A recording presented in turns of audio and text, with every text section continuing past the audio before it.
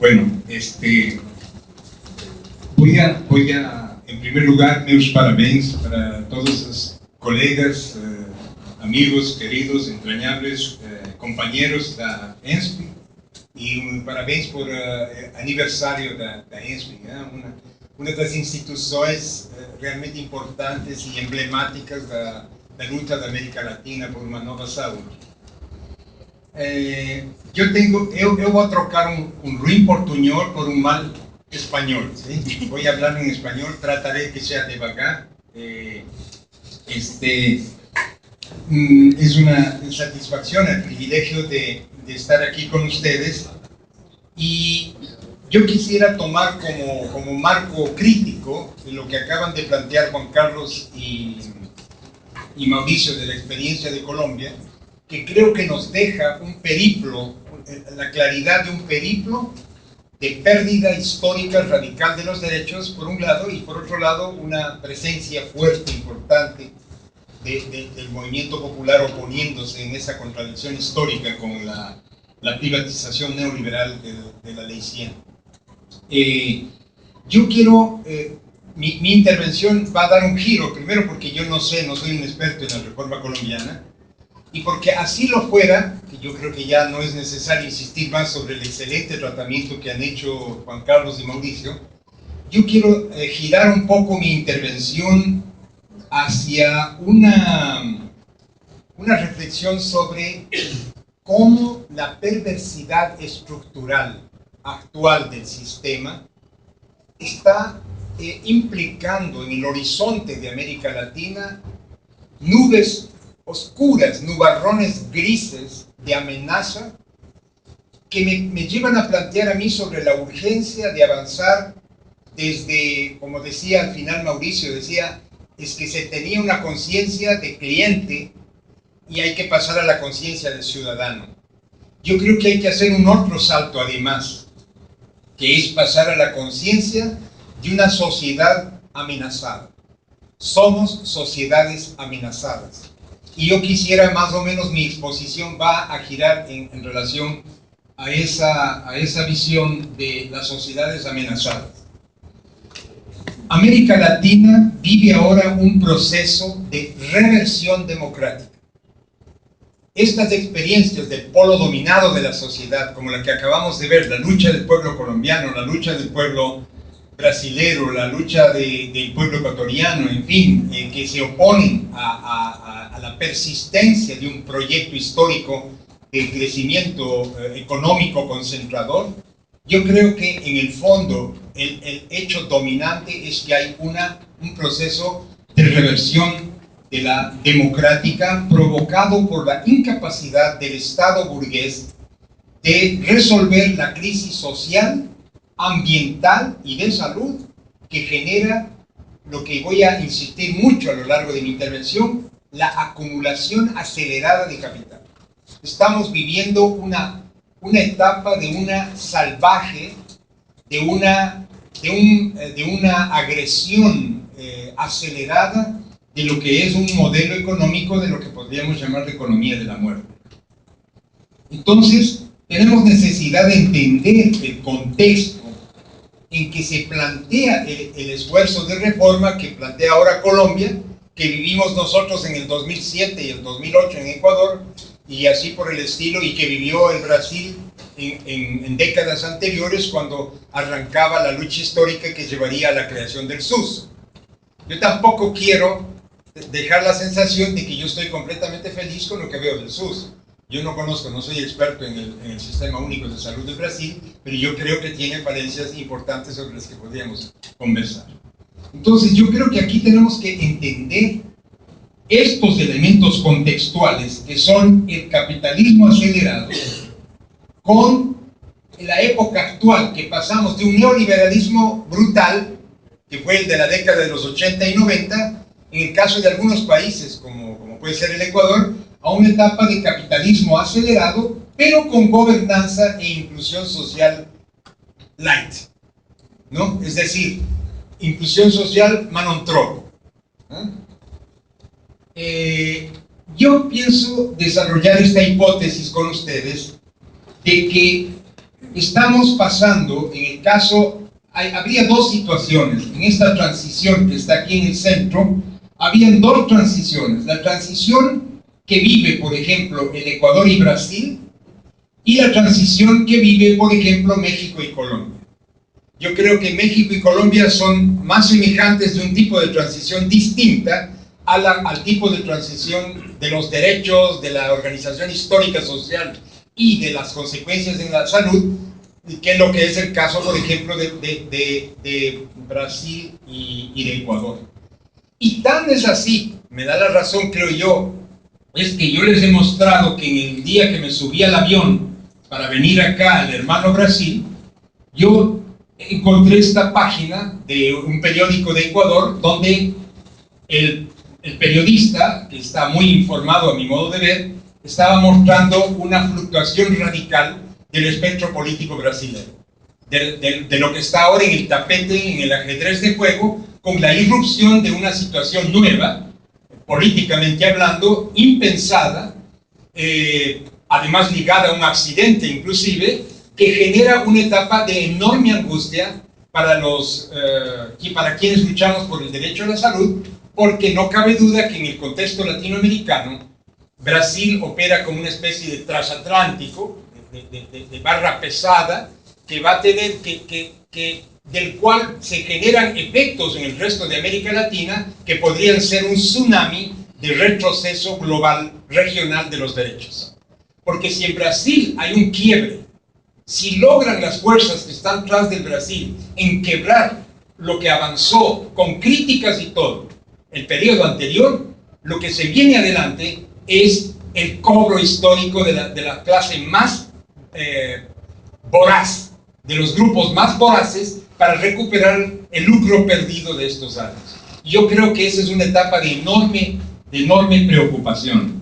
En el caso, digamos, de mi país, y quizás con alguna similitud con el Brasil, nosotros vivimos en décadas anteriores un proceso de aceleración de la acumulación de capital por privatización directa, abierta, evidente, además plenamente justificada por documentos técnicos del Banco Mundial y del Fondo Monetario, y de despojo abierto, privatización y despojo abierto, y además con se fueron creando los cimientos, el comienzo de un proceso de monopolización del agua, de la tierra, de todos los grandes recursos estratégicos de nuestros países, y obviamente se consolidaron mecanismos de globalización de la asimetría del mercado. Además, un agresivo capitalismo centrado en el mercado con exclusión radical. El neoliberalismo de los años 80 y 90 fue el neoliberalismo del mercado, de la argumentación de que el mercado resuelve la distribución y que nada tiene que hacer el Estado ni lo público frente a eso, y peor lo social. Entonces hubo una ruptura radical con el pacto social. Un proceso de globalización del libre comercio es cuando surgen las ideas del ALCA, luego falla el ALCA, se aprueban los TLCs en México, sobre todo yo creo que México es el caso emblemático del efecto nefasto después de 22 años de tratado de libre comercio, y países más grandes negocian, pero más o menos en la misma lógica de ese tipo de acuerdos internacionales, el proceso. Hay una hegemonía neoconservadora en el mundo de la cultura, y hay un proceso de consolidación de lo que podríamos llamar el Estado neoliberal clásico. En el caso brasilero y de Ecuador, hay una transición redistributiva, en el caso ecuatoriano, digamos así, desde el 2005, fines del 2005, hasta yo diría más bien el 2011 aproximadamente, de una redistribución, de una transición redistributiva donde se cambia a un proceso de neodesarrollismo con algunos elementos nacionalistas, con espacios de soberanía limitada, con una hegemonía tecnocrática con control. Ya no es el discurso de la gerencia radical en el campo general ni social, sino que es el discurso de una tecnocracia que cree manejar con eficiencia el proceso redistributivo mediano que se maneja. Una modernización del Estado con rasgos redistributivos, un Estado de esa naturaleza. Pero yo creo que a partir de los 2010, 2011, empiezan a darse condiciones de recuperación de hegemonía del neoliberalismo, pero ya no puede ser el neoliberalismo agresivo, abierto, francamente excluyente, sino que tiene que ser un neoliberalismo renovado, en donde podríamos decir que sigue habiendo, y ahora se acelera aún más la acumulación de capital, mediante la convergencia de capitales y tecnología, el despojo por compra y acumulación, también por shock, vamos a dar ejemplos de eso, la gobernanza, pero ahora ya no es este radical discurso del Banco Mundial que decía que hay que ir a la eficiencia del mercado, pase lo que pase, y que el resto pues que se adapte para ser eficiente y subirse en la locomotora del progreso, sino que se está hablando de un capitalismo acelerado pero con gobernanza, un capitalismo acelerado con gobernanza y con elementos limitados de inclusión social, pero además está por detrás de esto todo un proyecto histórico que no se está dando ni en Brasilia, ni en Quito, ni en Bogotá, sino que se está dando en el neoconsenso, que ya no es el de Washington, es el neoconsenso de dos grandes tratados, el del Pacífico y el del Atlántico. Ahí se está definiendo el futuro de la humanidad, porque ya las corporaciones dijeron, no más mediaciones de lo público, vamos a ir directo a controlar el mundo nosotros mismos. Y son el acuerdo de los grandes capitales, de los BRICS, de algunos BRICS. No sé, el Brasil a lo mejor estaba ahora un poco fuera del juego, pero quién sabe si puede volver al juego, que puede estar haciendo la India, o puede estar, porque no sé si ustedes oyeron las declaraciones del primer ministro hindú, el nuevo primer ministro hindú. Ese ya no es una etapa de mediación, ese es el agresivo capitalismo altamente desarrollado hindú, la visión china y la visión, tal vez, ojalá no sea, de un nuevo Brasil, que entre al juego de los BRICS, entrando a esta gran redistribución del poder mundial y a la necesidad de una nueva guerra fría. Hay necesidad de una nueva guerra fría.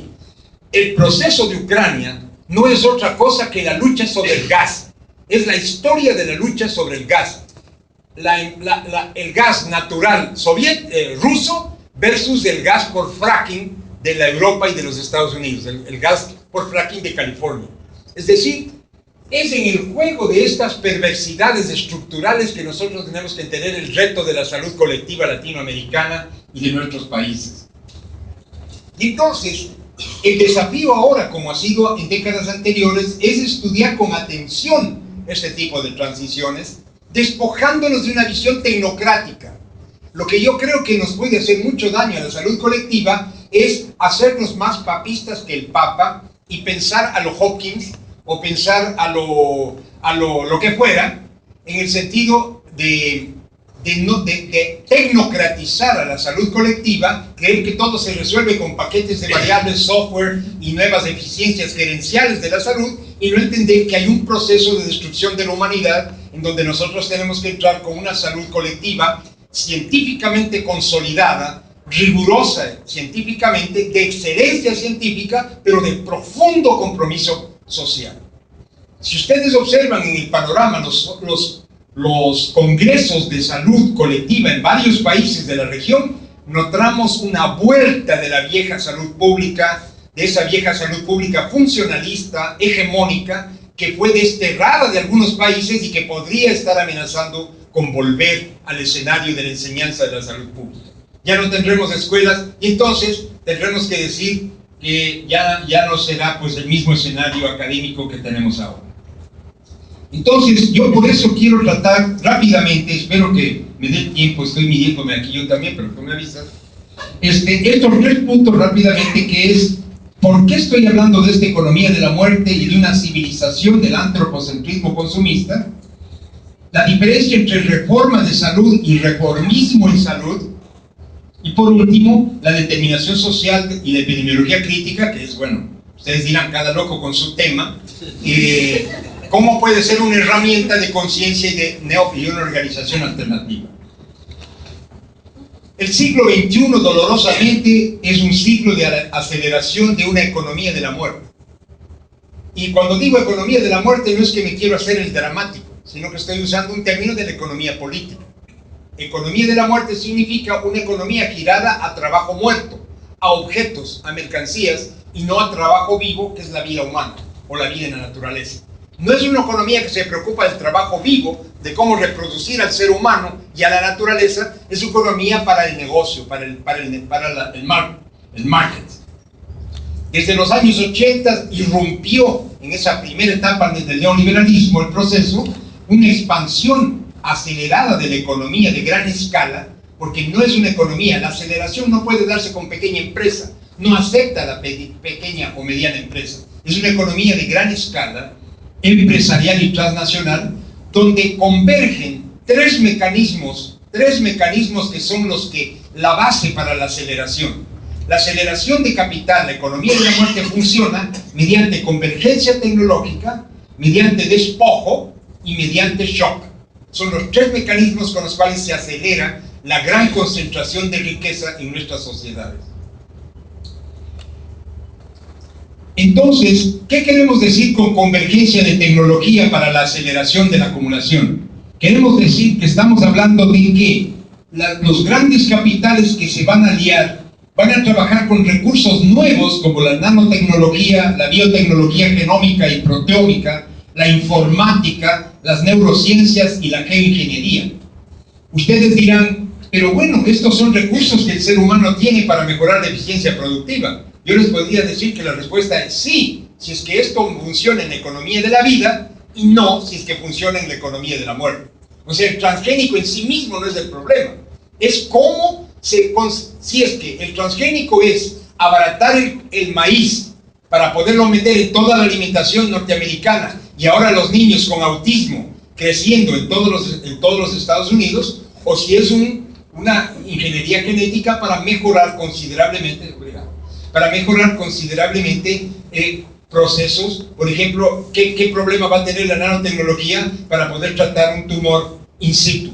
Eso es una maravilla. O sea, si uno puede incidir con el citotóxico in situ, es mucho mejor que hacer una quimioterapia abierta afectando todos los sistemas. O sea, la nanotecnología en sí misma no es el problema. El problema es la nanotecnología en la economía de la muerte. Ahí la nanotecnología y los nanocomponentes, por ejemplo, en agricultura,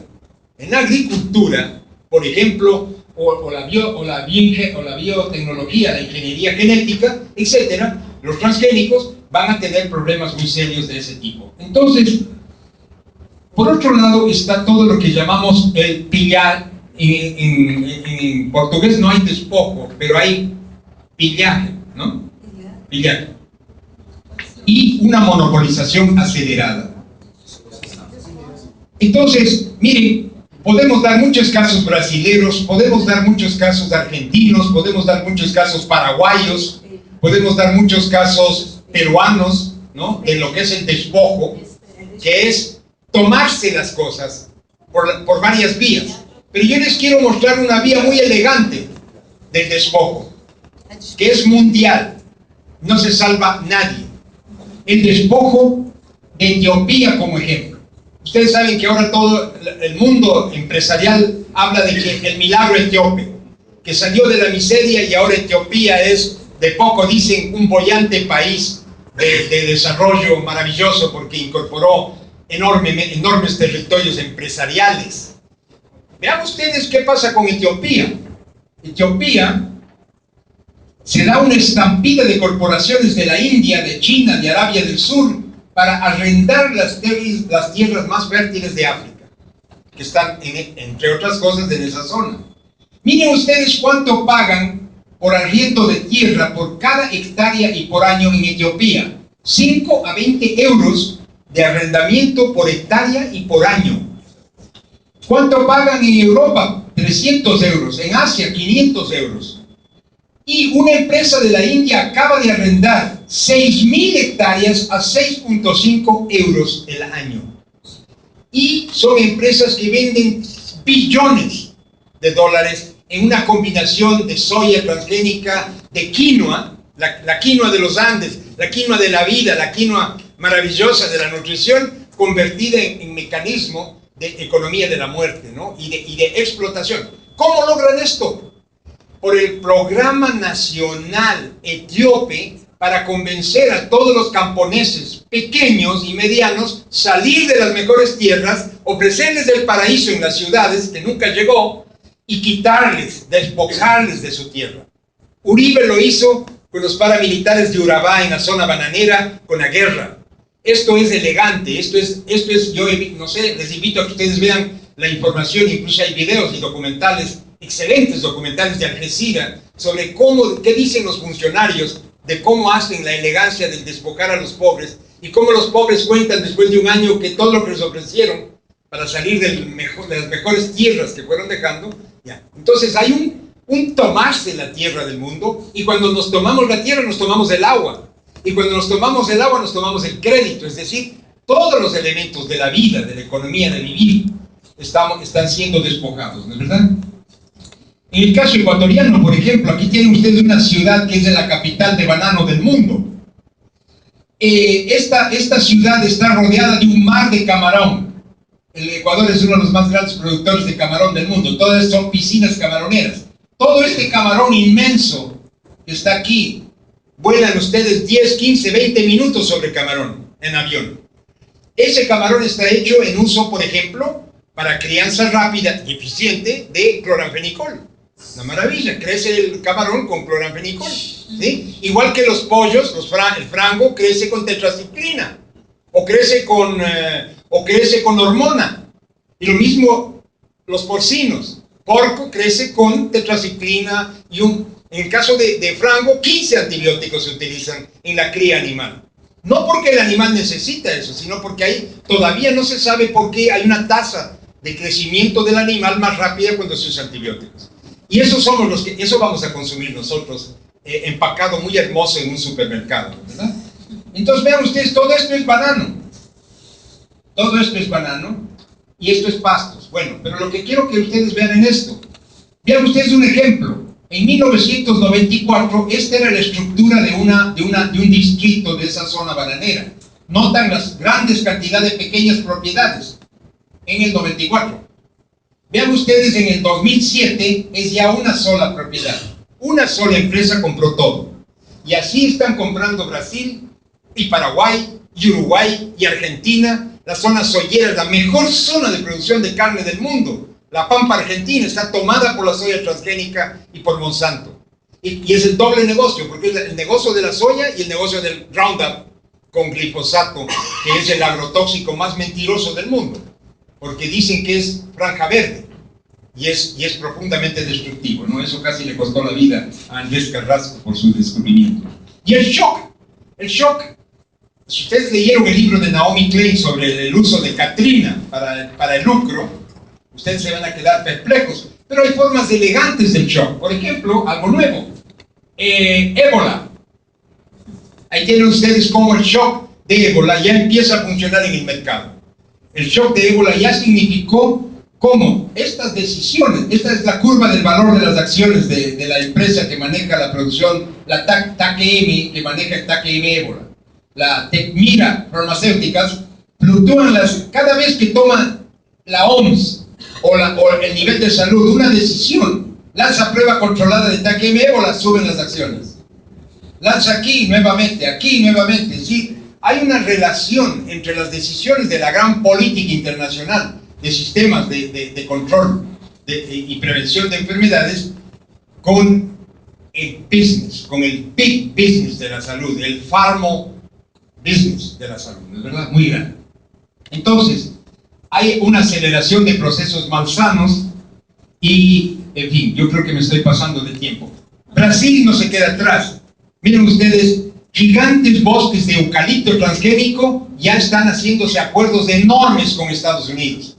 Ahí está el lobbying que está por detrás de ciertas presiones para hacerse nuevamente amigos de los Estados Unidos. No sé si escucharon que quiere el Brasil volverse amigos de los Estados Unidos, porque esta desagradable situación del espionaje sobre Vilma hizo que estén un poquito afastados y de cuidado mutuo. Bueno, ahora hay quienes están queriendo hacerse amigos. ¿Saben qué está por detrás? Cosas como esta. Negocios gigantescos con respecto a la implantación de sistemas agrobusiness, de la agresividad ecológica por varias vías. Yo estoy apenas aquí dando un ejemplo. Ok, bueno. Entonces, esto produce un deterioro. ¿Puedo tener una licencia en 5 minutos más? ¿Me perdona 5 minutos más? Un deterioro múltiple del espacio, el espacio social, el espacio geográfico, el espacio ecológico en deterioro,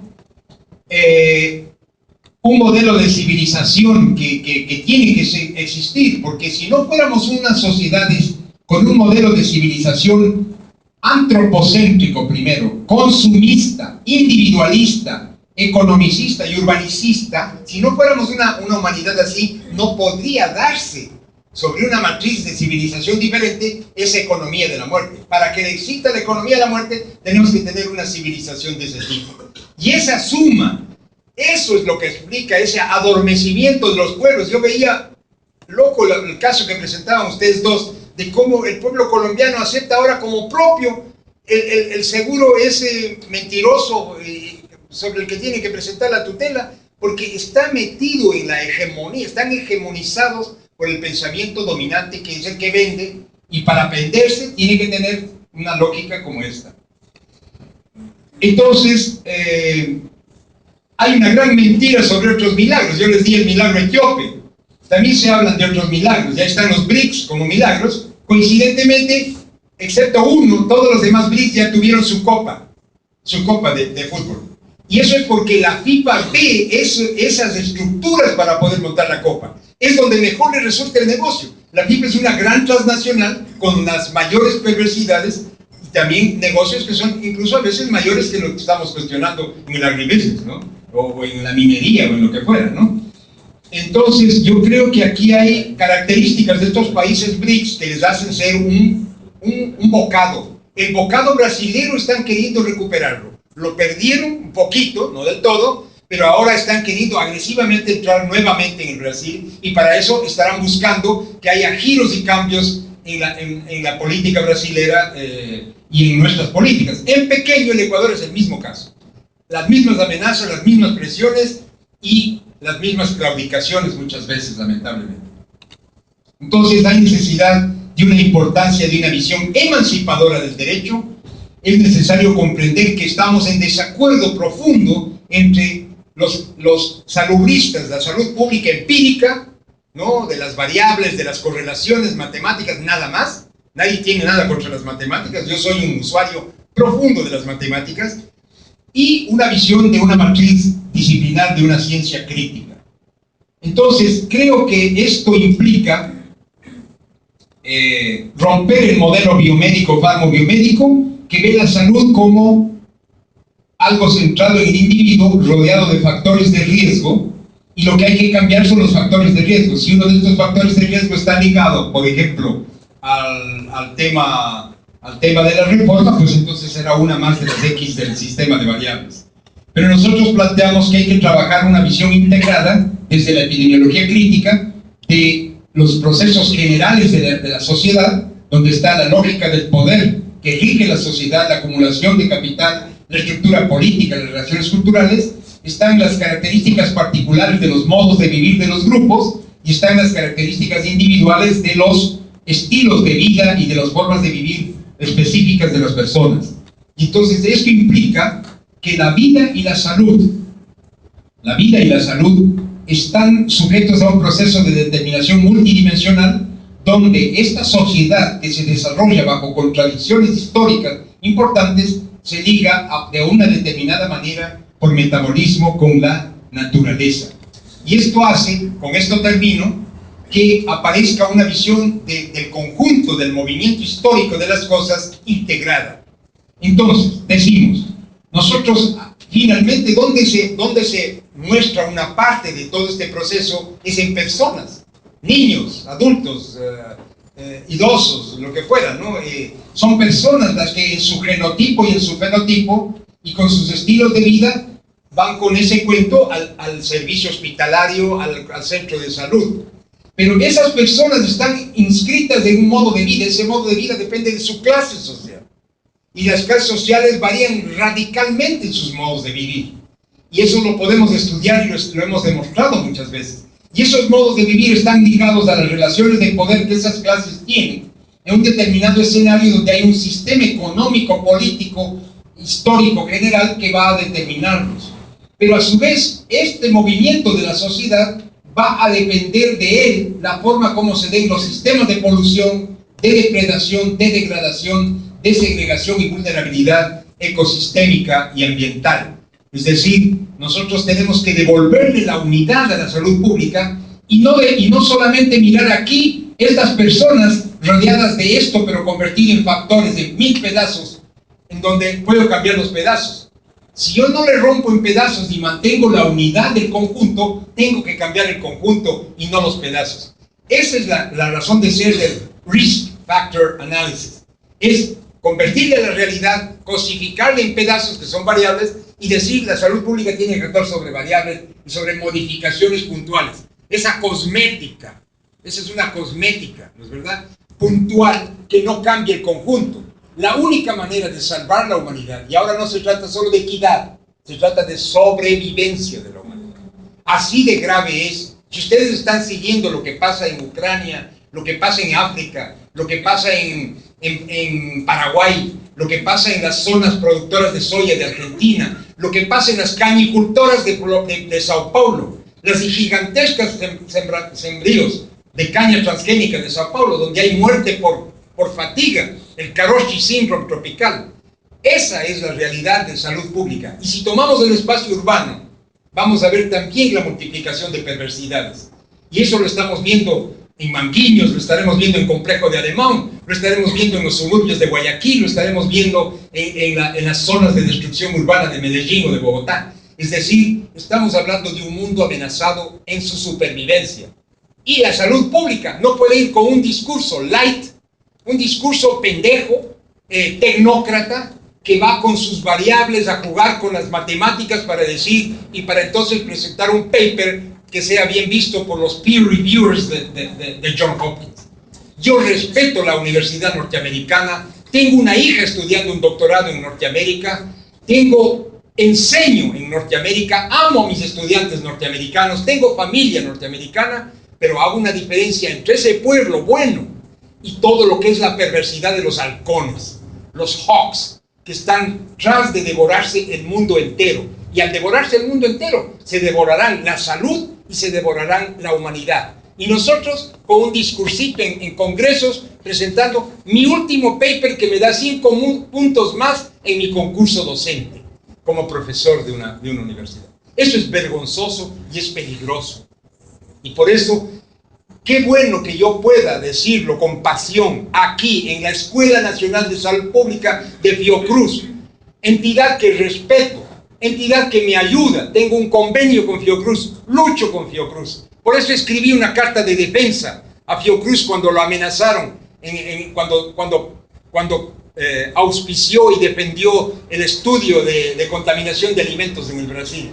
Estuve ahí primero para escribir una carta en defensa del Instituto Nacional de Cáncer del Brasil y de la Fiocruz.